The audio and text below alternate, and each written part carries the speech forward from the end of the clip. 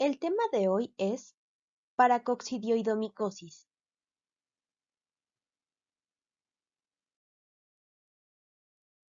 Definición: micosis sistémica causada por el hongo dimorfo Paracoccidioides brasiliensis. Este consta de 4 especies filogenéticas. Se adquiere por inhalación y se localiza en aparato respiratorio o se disemina a mucosa buconosofaringea, ganglios linfáticos, piel, huesos o vísceras. Puede producir una infección subclínica o ser de evolución aguda, subaguda o crónica, e incluso causar la muerte. Diversas sinonimias: granuloma paracoccidioidal, blastomicosis sudamericana, blastomicosis brasileña, enfermedad de Lutz, enfermedad de Lutz-Splendor Almeida, blastomicosis latinoamericana. Agentes etiológicos. El agente etiológico Paracoccidioides brasiliensis es un hongo termodimórfico. Con base en estudios de biología molecular, se considera que pertenece a un complejo que incluye 3 especies crípticas, PS1, PS2 y PS3, así como una nueva especie, Paracoccidioides lutzi.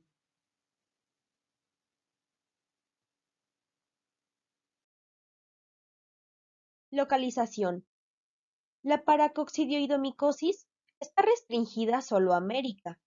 Se ha registrado casos desde centro de México hasta el sur del continente, donde confluyen los ríos Uruguay y Paraná. El área endémica más importante está comprendida entre Brasil, Colombia, Venezuela y Argentina. Epidemiología. La paracoccidioidomicosis es la micosis profunda más frecuente en Paraguay. Las zonas endémicas de la enfermedad son subtropicales y tropicales, ubicadas entre los 500 y 1500 metros sobre el nivel del mar. No afecta a los animales que viven en las zonas endémicas.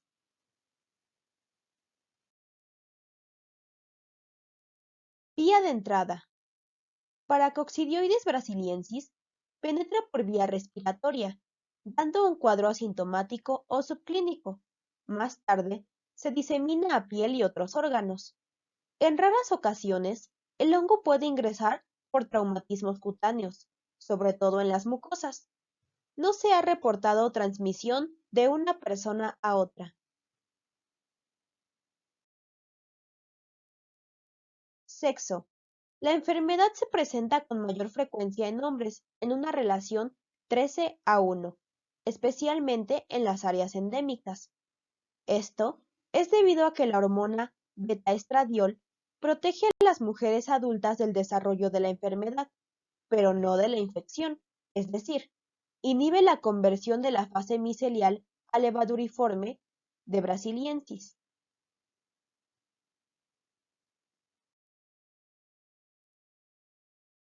Edad. El padecimiento se ha visto casi en todas las edades. Sin embargo, tiene su mayor incidencia entre los 30 y 60 años. Los casos en niños son excepcionales, de 3 a 5%, lo mismo que en adultos jóvenes, únicamente el 10%. Ocupación.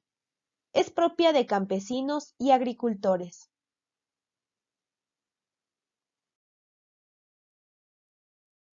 Periodo de incubación. Es indeterminado debido a que se considera que es un padecimiento donde dicho periodo puede durar hasta 60 años. Factores de predisposición. No se requieren factores de predisposición para desarrollar la enfermedad, debido a que el agente etiológico es un patógeno primario. Taxonomía de Paracoccidioides brasiliensis. Te damos unos segundos para que la observes.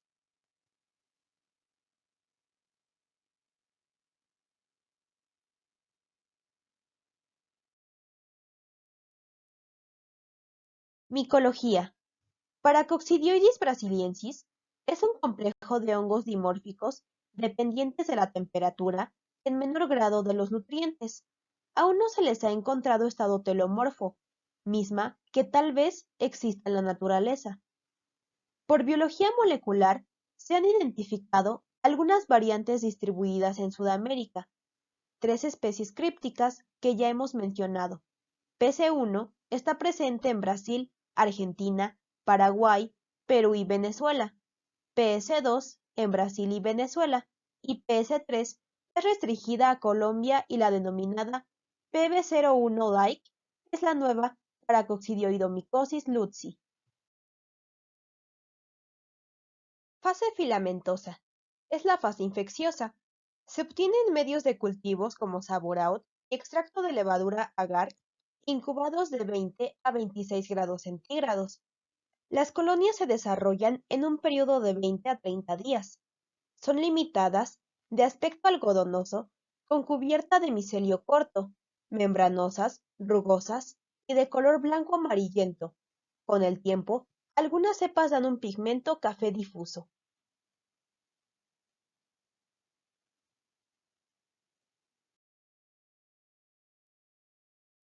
Al microscopio, se observa abundante micelio macrosifonado delgado de 2 micrómetros de ancho, con hifas tabicadas y hialinas. Presenta clamidoconidios intercalares o terminales, que miden entre 4 y 6 micrómetros de diámetro.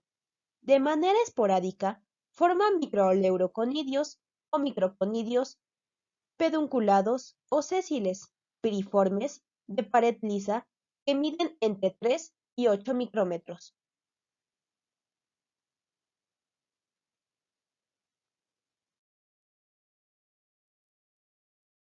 Fase levaduriforme. Se obtiene en medios de cultivo como Saburaut y extracto de levadura agar, o en medios ricos como gelosa sangre y gelosa chocolate, incubados a 37 grados centígrados. Las colonias se desarrollan entre 10 y 15 días. Son limitadas, de aspecto cremoso, rugosas o cerebriformes y de color blanco amarillento.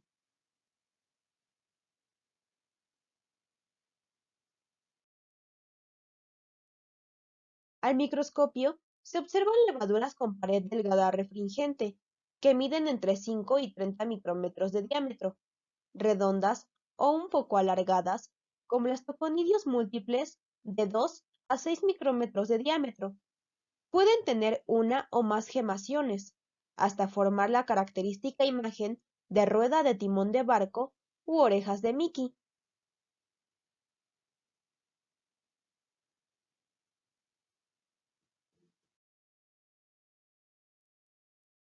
Hábitat. El suelo ácido es particularmente importante para el desarrollo del hongo. Solo se ha aislado del suelo un par de veces, tanto en Argentina como en Venezuela. Los casos se presentan en zonas de siembra de café, algodón y tabaco, con una precipitación pluvial constante que fluctúa entre los 900 y 2000 milímetros al año, y temperatura entre los 17 a 24 grados centígrados.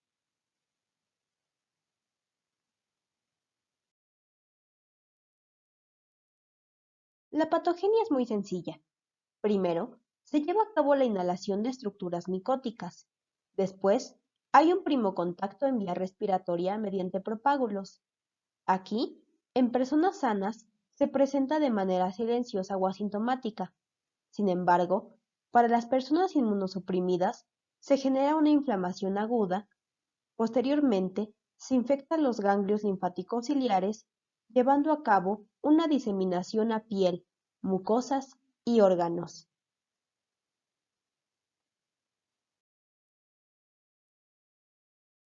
La mayoría de los pacientes que presentan la enfermedad tienen trastornos de inmunidad, por ejemplo, aumento de inmunoglobulinas G e inmunoglobulinas M, depresión de linfocitos y de respuesta blastoide.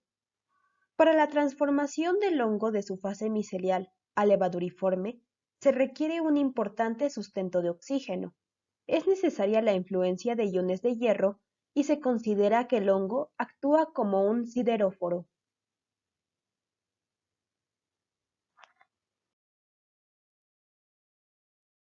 Factores predisponentes. Su dimorfismo, una cubierta antigénica de beta-glucanos y en menor proporción alfa-glucanos que lo hacen más virulento. La producción de melanina y enzimas hidrolíticas, como fosfatasas, estereasas, proteínas de anclaje y diversas proteasas.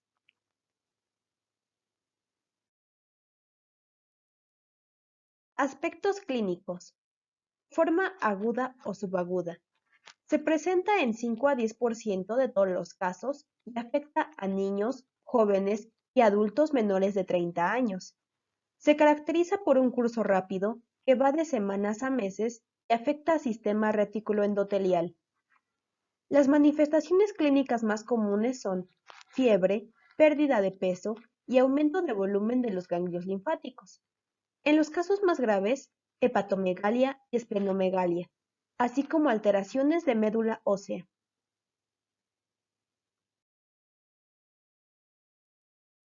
Forma crónica. Su desarrollo aquí es lento, desde meses hasta años. Puede ser unifocal o bien multifocal, que es lo más característico. Afecta pulmones, mucosa de tracto respiratorio, orofaringe, piel, ganglios linfáticos y glándulas suprarrenales.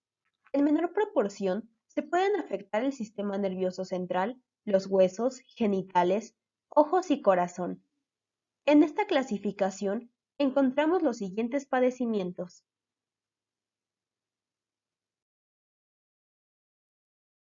Paracoccidioidomicosis pulmonar. La mayoría de los pacientes que adquieren la enfermedad la cursan de manera sintomática o subclínica y solo se puede comprobar mediante la respuesta a la intradermorreacción. Los casos asintomáticos se manifiestan de dos maneras. 1. Aguda, cuando cursa como una neumonía con tos, expectoración, mucopurulenta, hemoptisis, astenia y adinamia. 2. Crónica. Es más frecuente y de inicio muy vago. Cursa con tos, expectoración mucopurulenta y fiebre moderada. Este proceso se confunde por lo regular con tuberculosis, aunque en ocasiones coexisten ambas.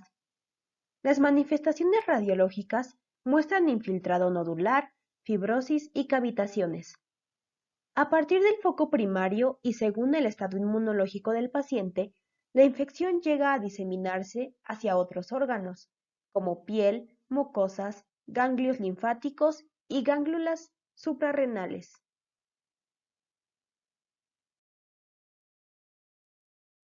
Paracoccidioidomicosis mucocutánea. Mucosa faríngea en un 80%. También se presenta de nariz y en forma esporádica anorrectal. En boca se produce estomatitis moriforme. El padecimiento inicia de manera insidiosa, en el paladar, donde se presentan pequeñas exulceraciones superficiales, de bordes irregulares con aspecto de tejido de granulación, de color rojo violáceo, que puede extenderse a las encías, cara interna de los carrillos, paladar y lengua.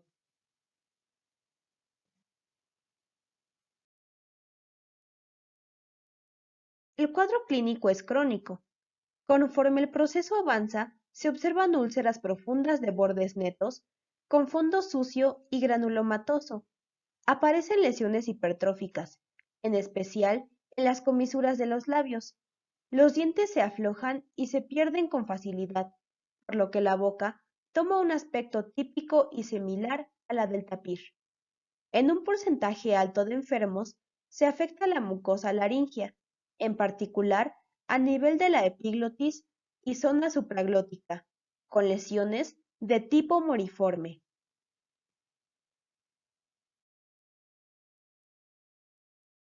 Paracoccidioidomicosis ulcerativa. Afecta los ganglios linfáticos, en especial los supraclaviculares, cervicales, axilares e inguinales.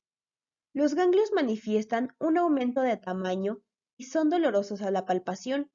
Cuando el proceso se hace crónico, se fistulan, dando paso a abscesos fríos y úlceras muy similares a los de la tuberculosis colicoactiva o la coccidioidomicosis.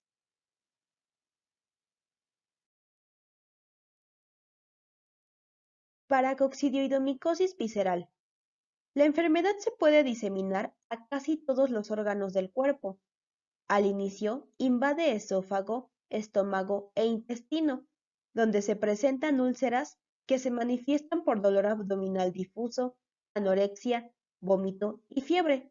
Posteriormente se afectan el hígado, vaso, páncreas, entre otros. Reviste un particular interés el ataque a glándulas suprarrenales. Paracoccidioidomicosis mixta. Es la variedad clínica más frecuente en México. Las manifestaciones antes mencionadas aparecen en conjunto. Suele haber manifestaciones pulmonares leves asociadas con lesiones mucocutáneas y linfáticas.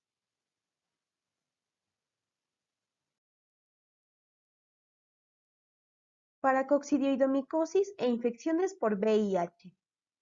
La mayoría de los casos se presentan en la forma aguda o subaguda juvenil y en menor proporción en la forma crónica. Los pacientes presentan periodos prolongados de fiebre, pérdida de peso, afección pulmonar, linfadenopatía generalizada, hepatomegalia y esplenomegalia, así como diferentes manifestaciones cutáneas. Destacan exantema, lesiones papulares, nódulos, úlceras y placas verrugosas, principalmente localizadas en cara, y mucosas, así como en tronco.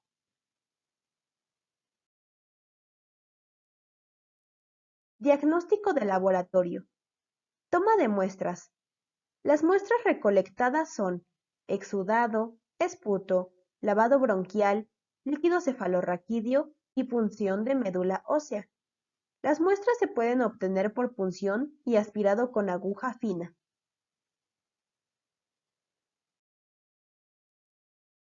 Examen directo. Se realiza con hidróxido de potasio al 10% o solución de Lugol. Al microscopio se observan levaduras multigemantes, compuestas por una célula madre de pared delgada, esféricas, ovales o elípticas, que miden entre 10 a 40 micrómetros de diámetro y en ocasiones hasta 60 micrómetros. Presenta múltiples gemas de 2 a 6 micrómetros dispuestas a su alrededor. La imagen del examen directo se observa patognomónica y de acuerdo con el número y la forma de distribución de los blastoconidios. Si se encuentran varias gemas alrededor de la madre, simula una rueda de timón. Cuando tiene únicamente 2 o 3 gemas, semeja una huella de oso. O bien, si aparecen solamente 2, se parece la imagen a Mickey Mouse.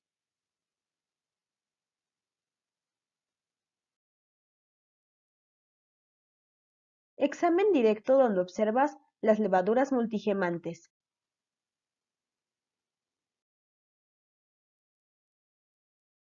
Cultivos. Se lleva a cabo en sabouraud con antibióticos y extracto de levadura agar a 28 grados centígrados. El tiempo de desarrollo es variable. Las colonias se observan de 3 a 4 semanas hasta 2 o 3 meses.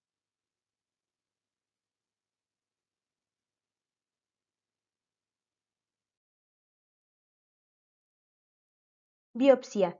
Resulta muy útil para el diagnóstico, ya que las células multigemantes en especial se usan con tinciones de Paz y Grocott. Así, resaltan. En los casos cutáneos se observa hiperplasia pseudoepiteliomatosa e hiperkeratosis en la epidermis. En dermis se aprecian granulomas supurativos formados por células de tipo Langhans, a cuerpo extraño y epiteloides, linfocitos y microabscesos de polimorfonucleares. A este nivel se encuentran los elementos fúngicos. En los casos pulmonares se presentan sobre todo granulomas tuberculoides y en los casos provenientes de forma aguda existe infiltrado linfohistiocytario.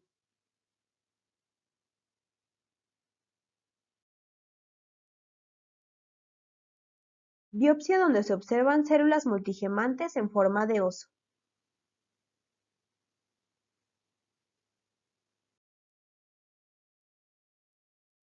Serología. Las pruebas serológicas resultan de gran ayuda.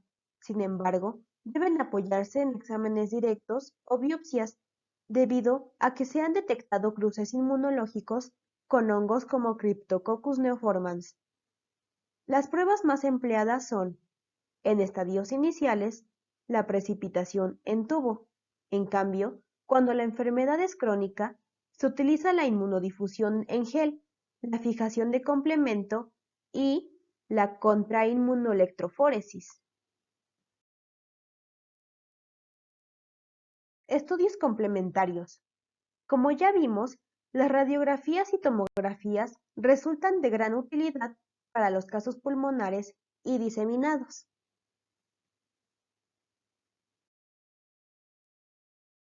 Tratamiento.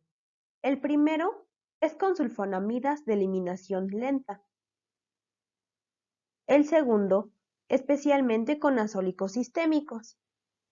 Y el tercero, empleando la muy ya conocida anfotericina B.